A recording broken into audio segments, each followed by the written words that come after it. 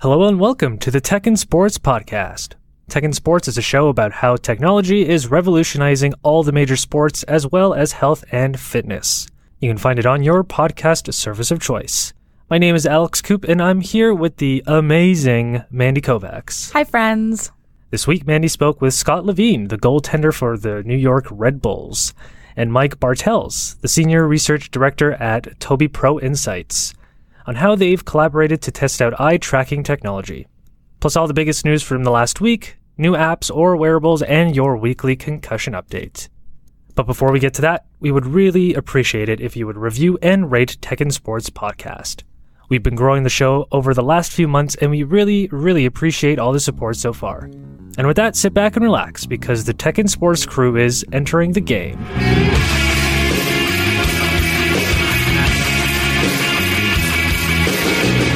All right, so getting started on the news, we're obviously going to start today with the World Cup again because the group stage is officially over and now we're into the knockout round. So social media marketing platform Social Bakers has collected all the social media stats of the tournament so far. And Coop, can you guess who the number one player is in terms of social media interactions? I would have to say at this point it's got to be Ronaldo at number one, and then runners-up would have to be Neymar and Messi. Yes. Yeah, you are correct. That's amazing. Yeah, so Ronaldo is number one. He's been mentioned almost 6 million times across Facebook and Twitter in a little over 2 weeks. So that's pretty incredible. And Neymar comes in second with almost 4 million mentions. Lionel Messi was mentioned about 3 million times to come in third, obviously. And then Toni Kroos of Germany and Paul Pogba of France round out the top 5 with almost 1 million social media interactions each. And I also want to mention that Harry Kane, Britain's savior, was a close 6th. And when it comes to teams themselves, Mexico actually leads the way with 9 million interactions across Facebook, Twitter, and Instagram, followed by Germany with more than 6 million interactions. And then France and Spain are virtually tied at around 6.5 million mentions, and Portugal cleans up with the top 5 with around 4 million mentions over the last couple weeks. And so this was all pretty expected. No surprises here, really. But I am a little surprised, actually, that England wasn't in the top 5 anywhere. I thought they cared a little bit more. I guess that's a little surprising. But Mexico is certainly not a surprise. They are playing really amazing soccer right now. I know. So. I'm actually rooting for them. Yeah. I read their bio first, and for some reason they've just stuck with me, like before the tournament began. And I mean, they're doing well. Yeah, they are like taking it to Germany, or they took it to Germany in the early rounds. So yeah, they're playing phenomenal soccer, and I am rooting for them as well. Also, shout out to their fans for absolutely loving South Korea now, because South Korea beat Germany. That's right. I'm watching all of these videos on social media of them like carrying South Korean fans through the streets and like going to the South Korean embassy in Mexico City and just like cheering with the ambassador. That's amazing. It's like my favorite story of all time, possibly. So, I mean, congratulations to all of our Mexico fans. Yeah. Congrats, absolutely. Mm-hmm. And then we only have 2 World Cup stories today, so some people may be happy with that. And our last one of the day is apparently every single one of the 207 McDonald's restaurants in Sweden have been streaming the team's matches throughout the tournament in HD quality. So the feeds were up and running in just a few hours after getting the green light for this project last week. McDonald's is a major sponsor of the World Cup, so I guess it kind of makes sense. I'm a little surprised that they chose Sweden for a project like this. You'd think that they would get maybe more traction in Brazil, but also maybe they just have too many restaurants to handle there. Or maybe they picked Sweden because of the fact that maybe they have more restaurants, or like in a I don't know. They've crunched the numbers or something, and I'm sure there's a reason why they picked Sweden. And probably should have Googled that before we started this, but but that's cool. I mean, of course, lots of people visit McDonald's, and Europe and of course Sweden, they're in the World Cup, so why not stream those games there? Mm-hmm. I would love to see that actually, like everywhere, right? In every country. Yeah, I'm sure other McDonald's have a TV somewhere in a corner playing. Whether they live stream the games, though, I don't know. Yeah, I'm not sure about that. But, interesting. Yeah. And now moving on from soccer, apparently AI is helping Wimbledon manage its data, drive fan engagement, and increase business efficiency. So the tournament first started to adopt AI technologies in 2015, and it's now leading the way. We have covered them before. I think we covered them last year as well on the podcast. But new for 2018, they are introducing an enhanced AI-powered automated video highlights for fans using IBM Watson. So Watson can recognize player emotions. It can analyze their movements as well as crowd noise and use all of these skills to create highlight packages for fans to look at on their websites. The tournament is also rolling out the Wimbledon Messenger, which is basically a bot for people to add to their Facebook Messenger. It gives fans tailored information on the scores, news, and players. And Wimbledon also has an AI assistant within its own app, if you want to download that as well, that actually helps fans on location find different areas to go and also gives them stats on games that they may not be watching. The tournament also revamped its website to streamline video play, and they also introduced a new AI highlight dashboard, although that is just being used for its editorial content team right now, but maybe it'll be available for regular fans like us sometime soon.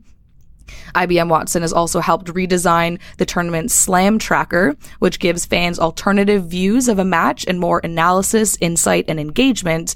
And it also has a feature that measures the momentum of a game and how it's shifted throughout it, and that's readily available to fans too. So if you're into tennis, Wimbledon has a lot going on this year, which is pretty exciting. Yeah, measuring momentum. That sounds pretty interesting. Mm-hmm. Wonder... It didn't give details on how they do it, but I mean, still cool. Yeah, well, there's got to be several factors that plays into that. Mm-hmm. So that's an interesting unit of measurement, right? Yeah, but important though. Yeah. All right, and then continuing with tennis for just another second, biomechanical experts at Coventry University in the UK have been working on new motion capture technology that they think could help tennis stars prevent injury and improve training. So the tech they're working on uses 3D optical tracking equipment, just like what you see is used in Hollywood movies. Like that's how Gollum was made in Lord of the Rings. And so they're using this tech and they're applying their own algorithms to measure the loads imposed on an athlete's joints, bones, and muscles. And so the players wear a special suit with 17 different sensors around it, including one on the racket itself that can capture and transmit data to a computer. Then the team itself can recreate an avatar of the athlete that moves in exactly the same way they do. And the avatar depicts the player's skeleton, their joints, and more than 600 muscles, as well as movement of the ball and racket. And so, I mean, looking at all the biggest tennis stars right now, like Andy Murray and Canada's own Milos Raonic, they've all been very cautious this season because of lingering injuries. So the team at Coventry University is hoping that this could eventually help tennis stars like them stay healthy. So again, it sounds really promising. They did test it on one of England's like up and coming tennis stars, and he said that he didn't notice any difference in playing when he was wearing the suit. Like, I think it's supposed to be kind of like a scuba diving type of, tight thing like that. He said it didn't bother him. He just played normal tennis. So I don't know if any other players would want to wear that full time, but yeah, I mean, it might just help in research. Yeah, and maybe not during tournament play unless they can figure out a way to make it more comfortable to wear and less cumbersome. And this stuff could easily be applied to other sports as well. Absolutely. During off season or just during practices during the season, like you put this on and for example, in basketball or like I said, any other sport, just having that information, that data given to you in terms of how your body is performing and like where you're putting the most stress on. I would love to see this done like in hockey. Yeah. Just like to see the outline of a hockey player's body when they take like a slap shot or something. Oh, that'd be so fun. Yeah. And like we already have some interesting insight on that, but I think this could definitely open up new doors and provide even more unique information. So yeah, I'd be curious to see if they ever roll this out elsewhere. But hey, if tennis is a promising starting point. Yeah, exactly.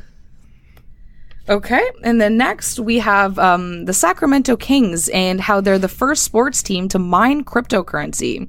So the team is known for being very tech savvy. It has a solar-powered arena. They use drones and Google Glasses during games, and they constantly host tech nights and different tech events. And they actually started accepting Bitcoin as payment in 2014, and they were, I think, one of the first, if not the first, sports league to do that, or sports team to do that. And so now the Sacramento Kings have partnered with cryptocurrency leader miningstore.com to become the first sports team globally to mine the digital currency called Ethereum. So the team will install cryptocurrency mining machines around the Golden One Center so that fans can see how it works. And besides mining, these machines will also be able to verify digital currency transactions if any fans actually want to use it at the arena. And so all of the proceeds of them mining the digital currency will go back to a program called Mining for Good, which gives back to communities by supporting workforce development and technology education programs in and around Sacramento. So, I mean, kudos to the Kings. That sounds awesome. Yeah, I'm curious how many fans, like just general fans of the game going to Sacramento Kings games, like would see these machines and think and like want to check it out. Like what's the marketing around this? Or I mean, it's great that the proceeds are going somewhere that it's a worthwhile cause. Yeah, but at like least they're not keeping it. No, I'm just wondering like whether this will gain traction among fans or not. Like how tech savvy are the fans that actually go to these games? Because the Kings certainly are. I'm wondering how much interaction it's going to get. Because, I mean, to be honest, I'm not familiar with the Californian landscape. I don't actually know where Sacramento is, which, again, I probably should have Googled this. Alex Perdue would have been helpful in this. He was from California. That's right. Well, are they close to... Ooh, sorry, I screamed everyone. Are they close to Silicon Valley? Well, I think that entire state is pretty tech savvy in general. So, true. I'm sure some fans going there are well aware of like what cryptocurrency is, but just like, and like actual basketball fans going to the games looking to just watch basketball, will they be interested in a sideshow like this one and I don't interact know with it? So, but hey, that's cool. Yeah, if there are any Sacramento Kings fans out there that want to talk to us about this, give us a call. Let us know. Okay, and then moving on, we have some local Canadian news, which is exciting. The Hamilton Ticats are the first team in the CFL to launch an all-access app for iOS and Android based on a new e-commerce platform called Smooth Commerce. So the app offers real-time game updates, exclusive content, and special offers for fans physically at the games, as well as a loyalty program to get fans discounts on merch and concession. It also offers points and reward dollars that can be used to buy things at the stadium or online. And the app also offers contests as well as game highlights, fantasy games that you can play with other people that have the app, as well as exclusive post-game interviews with players and coaches, and of course, Wi-Fi. It will eventually offer order ahead capabilities for food items, as well as link with Ticketmaster, so people don't actually have to bring physical tickets to the games anymore. So yeah, pretty good coming out of Hamilton, Ontario. Yeah, it's a much needed type of service. Definitely. Yeah. Yeah. Okay. And now some legal updates, just really quickly. We covered how Disney bought 21st Century Fox a couple weeks ago in a deal worth over $71 billion US. And now the US Justice Department told the company that it must give up 22 regional sports networks if it wants to complete the deal. So the government says that this is necessary to preserve competition in cable sports programming. And the deal does need the Justice Department's approval for it to go ahead. So expect Disney to follow this advice. Comcast also recently put in an offer for Fox, so I'm assuming Disney just really wants to wrap this up quickly so it doesn't lose the deal, and with this being the one caveat they need to do, expect them to do it. So we will have more competition in sports, at least for the time being. That's right. Yeah. I'm sure they're going to wrap this up sooner than later. Oh, yeah. Yeah. Okay, and then our last story of the day is another quick update. CBS is extending its coverage of the NFL to include mobile streaming. So every game now will be available to CBS All Access subscribers, including the Super Bowl game. And up until now, mobile streaming of NFL games were exclusive to Verizon, but the company gave up that exclusivity when it signed a new deal late last season, which opened up the doors for CBS and other NFL broadcasters to officially add mobile streaming for games. So again, for all of our US listeners, this one's for you. now we're going to move on to new apps and wearables. That's right. So people looking to avoid World Cup spoilers on Facebook can now snooze that news thanks to a new update to Facebook. Users can hit the snooze button on posts, and they can do this by filtering, specifying certain keywords. So this obviously means that it doesn't just work. It works for a multitude of subjects and other sporting events. So if you don't want to spoil something for yourself because you don't know the outcome yet, you just similar to Twitter, you just hit the snooze button type in a couple keywords and hit snooze on those items. This is obviously important because more and more people are not watching events live anymore, so they want to catch up or watch these things on their own time, meaning they don't want to see things spoiled on Facebook. So this just makes kind of perfect sense. I'm surprised it took them so long, because I think Twitter has had the mute button for, at least a year now?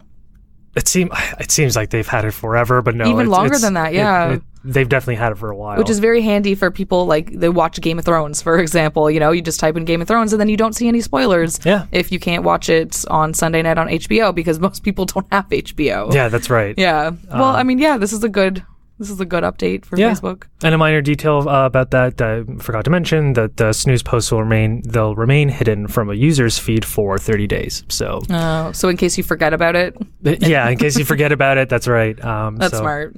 And it looks like in an attempt to enhance its indoor virtual running app, Zwift has scooped up Milestones foot pods. Zwift needed a method for runners on treadmills to transmit their pace to their apps, allowing these athletes to use Zwift for running. So Milestone's initial business plan had them sharing their your running footpad data with retailers, from local running shop stores to big box companies and so on. But for various reasons, this didn't work out. And this was taking place around sometime last year, I believe. So then when they realized that retailers weren't really gravitating towards this pitch, Milestone basically found themselves hoping someone would buy them, and in this case, Zwift came along and did just that. According to a press release, Zwift they've got near-term plans for the pods, which are Milestones. Milestones pods have largely been unavailable on Amazon since late 2017, which the company says were due to manufacturing delays. But Zwift says that Milestone pods are now back in production and shipping to various partners. So that's that. And we are going to now move on to our concussion update. And we're going to start with the Premier League, where doctors are looking at ways to combat potential concussions. So this stems from a couple weeks ago, where Liverpool goalkeeper Loris Karius suffered a concussion during the Champions League final against Real Madrid, a game which Liverpool lost. And it was a game where he also made two huge errors, but it turns out that doctors discovered afterwards that he suffered a concussion after taking an elbow to the head. So basically, the doctors are hoping to introduce a concussion bins, and the aim is to give medical staff more time to work under less pressure. They want players with head injuries to be allowed to be temporarily replaced. And basically, the doctors are asking for these quote-unquote concussion bins, which would require a change to the laws of the game, obviously, allowing for players to exit the pitch for a period of up to 10 minutes if they are suspected of having suffered a concussion during play. So the Daily Telegraph also reported that the Premier League Doctors Group is also pushing for the league to consider an addition of a fourth substitute, specifically in cases where a goalkeeper is the one receiving the end of a blow to the head. So, this is an important next step, and I think it's important that they do this. I'm a little surprised nothing like this exists currently, the fact that goalies can't really be assessed during game. It's crazy, right? Or maybe they can, but like there appears to be like lots of loopholes and hoops to jump through. So, in that case of that Liverpool game, it could have potentially prevented some of those major errors from happening if a substitute were to come in and replace Loris. So I think this was a good idea. And it says that they would be allowed to exit the pitch for a period of up to 10 minutes. My only concern with that is that well, I mean, you have to balance this, but that seems a little short. Like, it can take up to like half an hour for a concussion to start showing symptoms. Yeah. But also, if you give a player, a rest of 30 minutes to diagnose that, and then they end up coming back, the game could A, be over, or B, that could completely change the game, because then you then have a player that is rested for 30 minutes coming back into it. Yeah. So, I don't know how they balance that. It's a good point. It seems like from what it sounds like they're just looking to, during that 10 minutes, simply assess whether there's something wrong or not. Fair enough. Maybe. So if maybe at a quick glance they can determine, you're okay. You can go back now. But if they catch a whiff of something that's wrong or any potential for some kind of head trauma, then they just take him out of the game completely, or they put him through another protocol that would last much longer, obviously. Right. But this is just like an initial step. Yeah. So that 10 minutes is just like, okay, let's check you out. And okay, you're actually fine. You can go back, because they obviously medical staff can't go on the field while the goaley is That's fair, between the posts. So still better than the NHL's concussion protocol. Yeah, I think so. And they are late to the game. Very late to the game. All right, now moving on, the University of Calgary is developing a new and improved concussion detection device. They're developing a new way to discover whether an athlete is concussed from a pinprick of blood. The goal is a cheap, portable device that detects and monitors a brain injury within a couple hours of the head trauma being sustained. Former Calgary Stampeder offensive lineman Jeff Pilon said the innovation could have changed his football career had this device been available on the sidelines prior to his retirement in 2010. So the university's engineering and medical schools are collaborating on this project, and the device, which is a sensor, is basically the size of a smartphone that measures proteins and small molecules known to indicate that a head trauma has been sustained, and this can be seen due to activity in the central nervous system. So that's what this device would be looking for. It's the process and how this is all determined is very similar to a diabetic taking of a pinprick of blood and then inserting that sample into a glucose meter.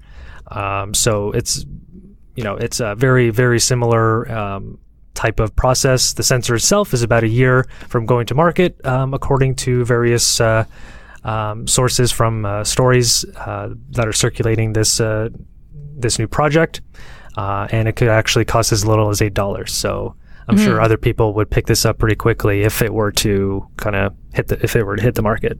Yeah, my only comment on this, I think it's a great idea, and I think that's a really easy way to detect if someone has a concussion. But the only thing I wanted to say is the fact that it might cost as little as $8 is incredible, because all of the devices that we cover on this, a lot of them are very expensive, or can only be afforded by major teams, or they're the only ones that can have access to them. So the fact that this costs so little, that can be purchased by schools, that can be purchased by little leagues across Canada, across North America, across the world.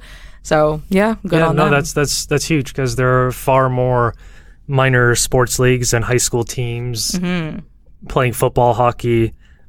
So that's just potentially millions of kids sustaining head traumas that could be prevented or treated much faster with something like this. So it's it's not just this major sports leagues, the pros that could benefit from this. It's very much everyone below them. So that's super cool. And moving on to our discussion piece. For our discussion this week, we have something exciting for you all. We actually have 2 interviews, and one of them is with our first ever Major League player, so that is pretty cool. We've talked about eye tracking technology before and how it's being used to prevent and diagnose concussions, and now it's being used to help athletes train thanks to a company called Tobii Pro Insights. Mandy had a chance to catch up with Mike Bartels, the senior research director at Tobii, about how the company is working with the New York Red Bulls of Major League Soccer. Great. So why don't we get into it? So Mike, why don't you explain some of the eye tracking technology that you've been using along with the New York Red Bulls? Sure, I can do that. So eye tracking is a research technology that's used to capture and analyze exactly where someone is looking as they perform a task. This can be anything from using a website to performing their job to, in this case, playing a sport or practicing for a sport. The specific technology that's used in this case is called Tobii Pro Glasses 2 Eye Tracker. And it's essentially a pair of glasses that has integrated into the frame and the fork miniaturized high-speed cameras and near-infrared illuminators that are able to track onto the pupil and record everywhere that the eyes point while the players are on the field getting ready for a PK or playing defense or whatever they happen to be doing during the game. It's a way to track exactly where they're looking and analyze that data down to the minute details of gameplay. Okay. And so right now you are working with the New York Red Bulls. So what are you trying to accomplish by using this technology with the players? Yeah, so the purpose of the Red Bulls sessions that we ran and the video that you've seen is to examine player behavior in a way that isn't available through any other means. So if you have somebody out on the field and you ask them, how did you get that goal? They might say, I made a move on the defender and I turned on the jets and I put it in the back of the net. That doesn't really tell you much about the visual or cognitive process that went into that. So with eye tracking, we're able to put these glasses on the player, record their visual attention throughout the process, and then go back and look at that data second by second and see where were their eyes focused, where were they looking relative to the ball, relative to the defender, at what point did they, lift their eyes up and look into the net, how did they survey the situation around them. We're able to look at all of this in a level of detail that is impossible with any other research tool. So in this particular case, we talked to and collected data on some current players and some players in Red Bull Academy during the process of taking a penalty kick, taking a corner kick, playing defense, playing goalie. And the goal was really to review this data, see what their visual strategies are, and see what we can learn from getting a better understanding of those visual and cognitive strategies on the field. That sounds fascinating. But how accurate is the tracking technology? It's actually quite accurate.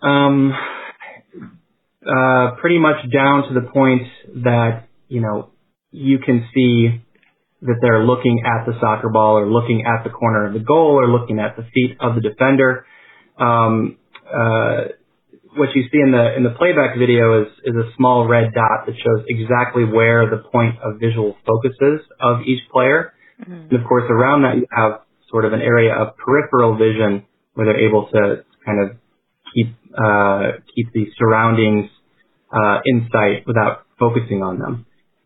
So it's quite accurate, down to a few inches on the field. Okay, cool.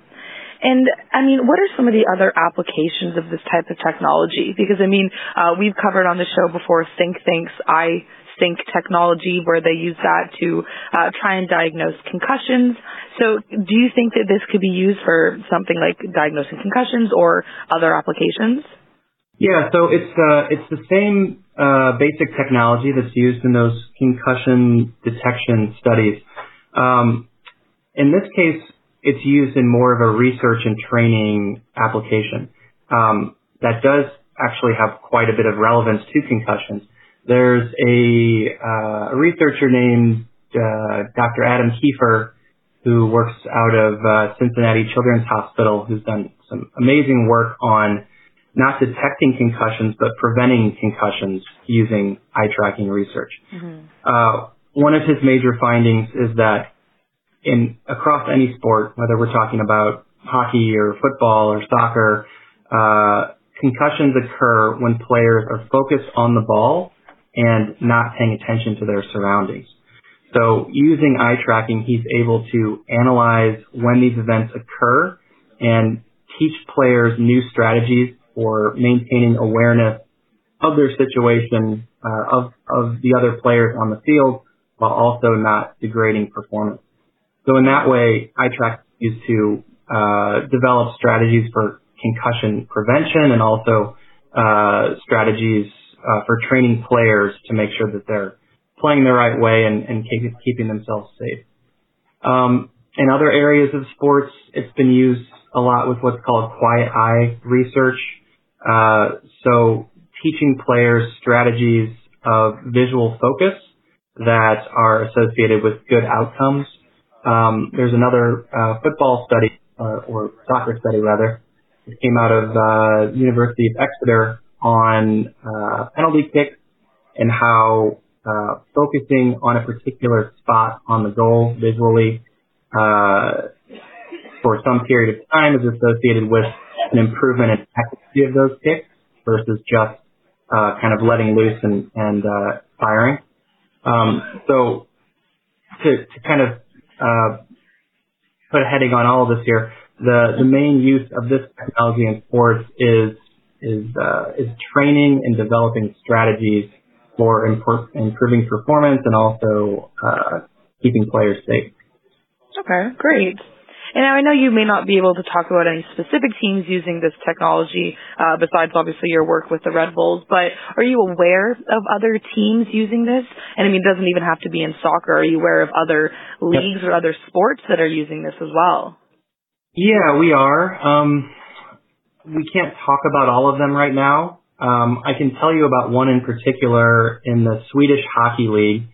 Team called HV71 is using eye tracking with its goalies.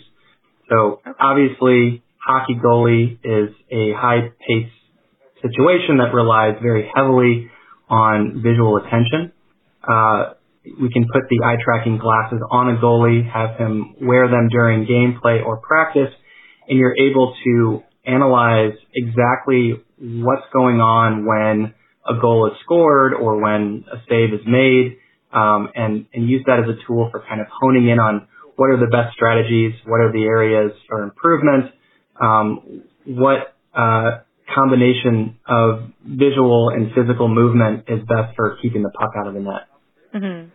In addition to that, in the Red Bulls, there are others, across different American sports that are using this technology. But to be honest, we're still sort of early stages. It's only been a few years or so since eye tracking became portable enough to be used in an athletic context. So it's still sort of early adopters, and we're in conversations with some other teams. But there's not a huge number of professional sports teams that are utilizing this technology yet. Right. And I guess with that being said, what's next? Because this is such an early stage for this type of technology. So how does this evolve? What would you like to see maybe in the next couple of years? Yeah, I think we're sort of on the brink of wide adoption of this technology. I think showcase pieces like the Red Bulls video that you've seen here are a nice way for us to get the word out on exactly how powerful this technology is. The truth is, it is fairly widely adopted in academic research on athletics. It's really just getting it into the hands of the teams and giving them the skills they need to use this technology effectively. So within a couple of years, I'd love to see this being used across the major sports. I'd love to be involved in kind of developing the techniques that are used to capture accurate data, analyze it, and really start building some performance benchmarks around visual attention and basketball and baseball and soccer, hockey, pretty much sport where there's a heavy visual component. So that was Mike Bartels of Toby Pro Insight talking to me about the company's eye tracking technology. And now we're going to hear from Scott Levine of the New York Red Bulls, who practiced with the tech and is even featured in a company video that can be found online. So let's see what he has to say about it. Do you want to tell me about your experience testing out this technology? What was it like? How did it feel? Yeah, so I had never done anything like that before. And as soon as they kind of told us about it, I was immediately interested. So at first they started using it on the field players, And then they told me that they wanted to use it for myself as well. So that was pretty cool. And the first thing they said was, one, don't break it. Because they were kind of scared that some of the shots were, you know, maybe I'd dive too hard and it would break, but it turned out they were pretty good. But it was pretty fun, you know. A little weird at first, diving around with glasses on, but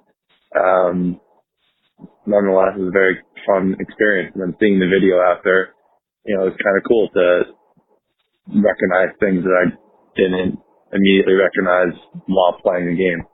Yeah. Like, what did you learn using the device and going over some of the footage later on? Were there any, like, parts of your game that you picked up on that you might need to improve?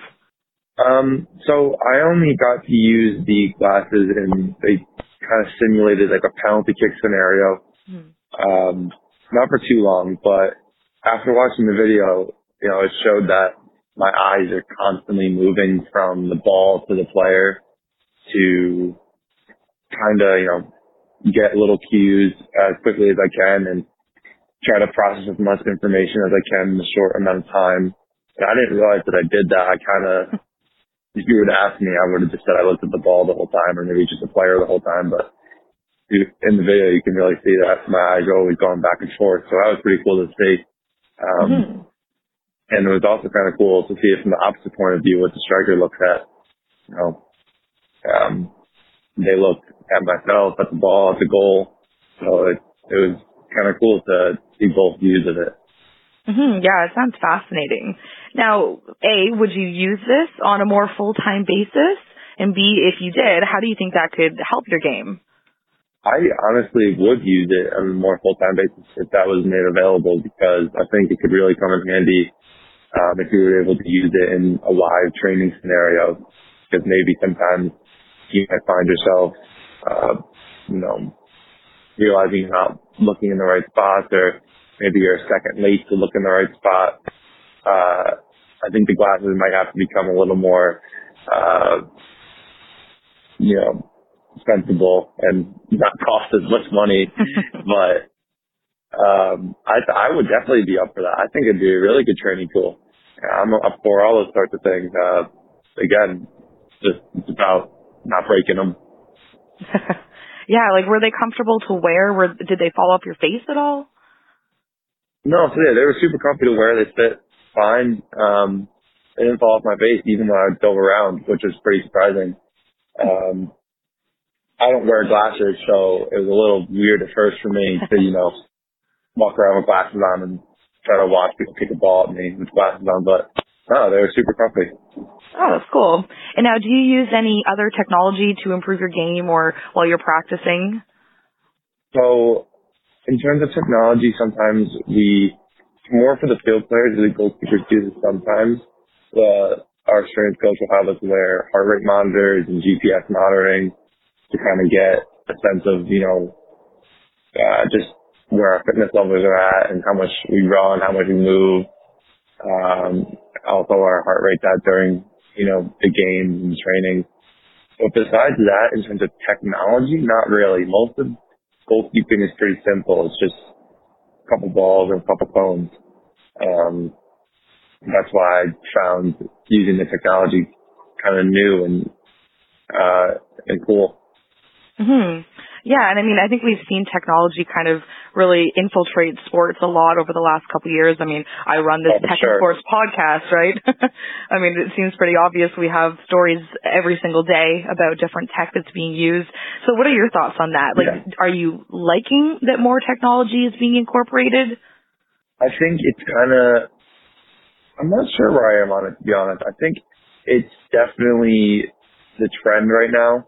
That's just the way the world's going. Everything's become focused around technology and learning how to use technology. It almost seems like if you're not using technology in today's world, you're at a disadvantage.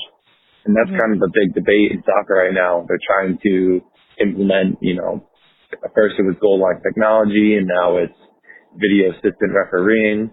And a lot of people are split and torn in their views on it because some people like it and some people don't. A lot of people think soccer should just be a simple game with simple rules. just made, with, human decisions. But when you add in stuff like video assistant referee, it brings technology into play and it slows down the game a little bit. So I'm not really sure where I am on it. I think if we can find a way to implement it seamlessly and not slow down the game, I think technology can be a real benefit for soccer. Okay. And then with that being said, do you see this eye tracking technology kind of taking off, maybe going even more mainstream than it might already be? Yes, I do, honestly. I watched a video that Function Science had made before they did our video, and it was on, I think, a pianist and then also young kids drawing. And I think just using the technology to look at stuff like that in different areas, different sports or just different circumstances like that can be really interesting for someone to look at and watch, because not only does it help someone realize how tremendously hard it is to do any of those things, but also, it makes them realize what someone like that has to go through to perform at such a high level, whether it be playing soccer, drawing, playing the piano, or anything. So I definitely think there is room for this eye tracking technology to grow. Absolutely. Well, those are actually all of my questions. Was there anything else that you wanted to talk about this technology, or anything I might have missed? No, I would just add that Function Science did a great job. They made it really easy for us. They explained it really well. And they came out with a really cool video. Alrighty, well, that's it for today's episode. Thanks to everyone who listened. And just so you know, this is episode 50. Just a reminder that we're also now in a daily format if you'd rather listen that way. You can follow us on Twitter at ITB Tech and Sports, or our personal accounts at Mandy V. Kovacs and It's Just Alex Coop. Thank you, everyone. Thank you.